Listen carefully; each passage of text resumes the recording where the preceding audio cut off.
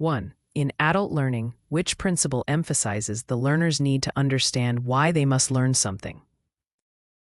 I. Repetition. B. Relevance. C. Memorization. D. Authority. 2. Which evaluation method best measures a learner's ability to apply DPSST safety protocols in real-world scenarios? A. Multiple choice testing. B. Role-playing simulations. C. Matching exercises. D. True-false quizzes.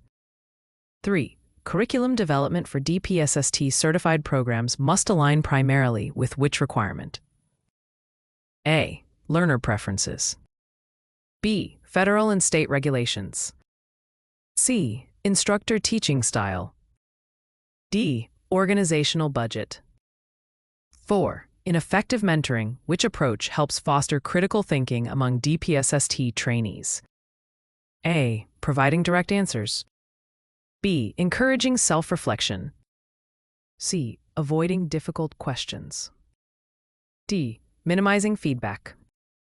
5. Which communication strategy is most effective when training diverse adult learners in law enforcement standards? A. Using technical jargon consistently. B. Adapting language for clarity. C. Speaking quickly to cover material. D. Limiting opportunities for questions.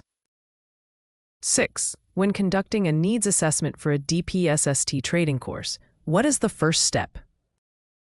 A. Drafting test questions. B. Identifying performance gaps. C. Creating lesson plans. D. Designing slides. 7. Which evaluation method best demonstrates mastery of tactical decision-making? A. Oral presentation. B. Scenario-based performance assessment. C. Multiple choice exam. D. Written reflection paper. 8. In curriculum design, sequencing content from basic to complex follows which instructional principle? A. Scaffolding. B. Randomization. C. Redundancy. D. Fragmentation. 9. When mentoring a new recruit, asking reflective questions primarily serves to what? A. Reduce training time. B. Promote self-directed learning. C. Limit open discussion. D. Focus only on compliance. 10. Which communication technique builds trust between trainer and trainee during DPSST certification training? A. Interrupting frequently to correct errors. B. Active listening and acknowledging concerns. C. Limiting interactions to formal lectures. D. Using only written communication. 11. What is the most reliable way to assess whether a DPSST trainee has internalized ethical standards? A. Peer evaluations. B. Realistic scenario analysis. C. Memory recall drills. D. Instructor lecture feedback. 12. Which adult learning principle stresses that learners benefit from connecting training to prior experiences? A. Motivation. B. Experiential relevance. C. Authority-driven learning. D. Passive absorption. 13. A summative evaluation in a DPSST course is designed to A. Provide continuous improvement feedback. B. Measure end-of-course competency. C. Encourage informal peer discussion.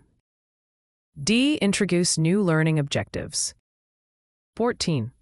What is the main advantage of using role play in law enforcement training? A. Memorization reinforcement. E. Experiential problem solving. C. Passive observation. D. Script repetition. 15. A DPSST instructor notices learners struggling with a concept. Which strategy is most aligned with adult learning theory? A. Increase lecture pace. B. Pause to provide contextual examples.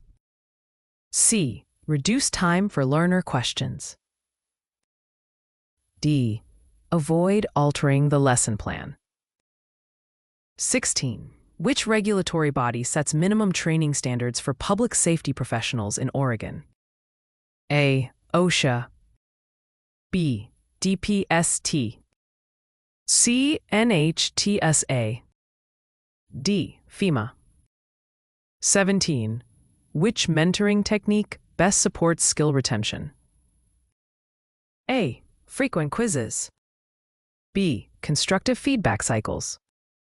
C. Silence during errors.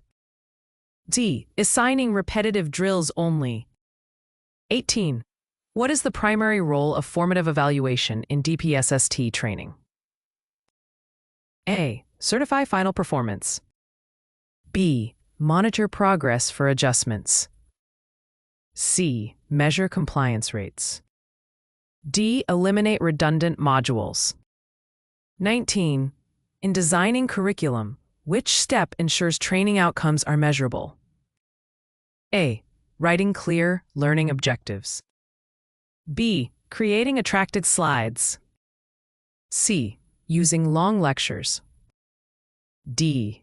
Including complex vocabulary. 20. Which communication barrier most hinders adult learners in DPSST programs? A. Encouraging group discussion. B. Using overly technical terminology. C. Incorporating real-life case studies. D. Allowing clarifying questions. 21. What is a key characteristic of an effective DPSST mentor? A. Dominating conversations. B. Modeling professional behavior. C. Avoiding challenging tasks. D. Delegating all responsibility. 22. Which method provides the strongest evidence of applied learning? A. True-false exams. B. Field-based performance evaluations. C. Matching vocabulary lists. D. Reading comprehension tests. 23. When developing curriculum, alignment with DPSST standards primarily ensures A. Standardized instruction. B. Maximum lecture length. C. Instructor-centered learning. D. Reduced peer interaction. 24. In adult learning, intrinsic motivation is enhanced when A. Learners are forced to memorize. B. Training connects to professional goals. C. Instructors restrict learner questions. D. Assessment is purely punitive. 25. A DPSST instructor uses debrief sessions after simulations. This approach supports A. Knowledge reinforcement through reflection. B. Reducing learner participation. C. Avoiding critical analysis. D. Passive review of facts. 26. Which assessment tool is best for measuring communication skills under pressure? A. Multiple choice exam. B. Scenario-based role-play. C. Vocabulary quiz. D. Reading assignment. 27. An effective DPSST mentor should primarily focus on A. Building self-confidence in trainees. B. Minimizing opportunities for failure. C. Limiting exposure to real scenarios. Avoiding constructive criticism. 28. Which evaluation method ensures compliance with regulatory safety standards? A. Peer interviews. B. Direct observation and checklists.